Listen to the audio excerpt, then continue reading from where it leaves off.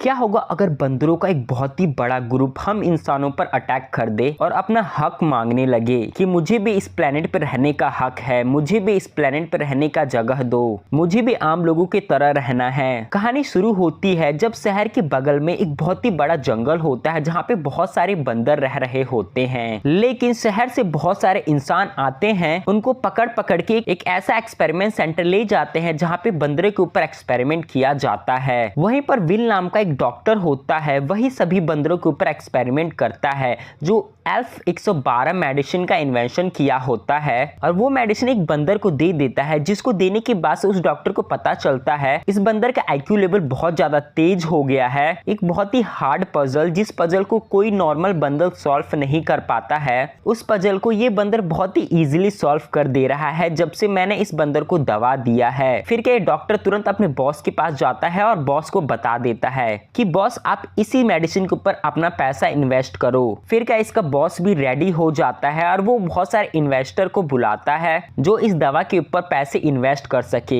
लेकिन जब सभी इन्वेस्टर आए होते हैं और इसी दवा के ऊपर मीटिंग हो रहा होता है, तभी वो बंदर जिस बंदर को एल्फ 112 मेडिसिन दिया था, जिसके वजह से वो बंदर बहुत ज्यादा तेज हो गया था, वो उस पूरे एक्सपेरिमेंट सेंटर पे अटैक कर देता है, जिसकी वजह से सारे के सारे इन्वेस्टर जो है मना कर देते हैं पैसे इन्वेस्ट करने के लिए और ये दवा को बंद कर दिया जाता है। और विल का बॉस विल से कहता है कि तुम इसके ऊपर और ज्यादा मेहनत करो और ज्यादा काम करो जिससे ये दवा और अच्छा हो सकता है। और इसका बॉस बाकी सभी बंदरों को मारने का आदेश दे देता है क्योंकि बंदरे के ऊपर एक्सपेरिमेंट करने से इनका बहुत ज्यादा पैसे वेस्ट होते हैं। फिर वो जो इन सभी बंदरों को देखता है उसको पता चलता है कि जिस बंदर ने अटैक किया था उसका एक छोटा सा बेबी हुआ है, उसी को बचाने के लिए इसने एक्सपेरिमेंट सेंटर पे अटैक किया था। उसका बॉस इस छोटे से बेबी को भी मारने का आदेश दे देता है, लेकिन वो मार नहीं पाता है और वो जो छोटे से बंदर को विल को दे देता है। विल उसे घर ले आता है। घर लाने के बाद पता चलता है विल का पापा का तबीयत बहुत ज्यादा खराब है और उनका याददाश्त बहुत ज्यादा कमजोर है, वो हर एक चीज भूल जाते हैं। और विल आता है और वो छोटे से बंदर को अपने पापा को दे देता है। देने के बाद देखता है कि वो छोटा सा बंदर बहुत ही ज्यादा इंटेलिजेंट है और उसका आईक्यू लेवल बहुत ज्यादा तेज चल रहा है नॉर्मल बंदरों के मुकाबले। और वो छोटा सा बेबी बंदर जैसे ही बड़ा होते जाता है, धीरे धीरे उसका आईक्यू लेवल और ज्यादा तेज हो जाता है और वो हर एक चीज को पहचानने लगता है, कलर को पहचानने लगता है और भी बहुत सारी चीजों को जानने पहचानने लगता है।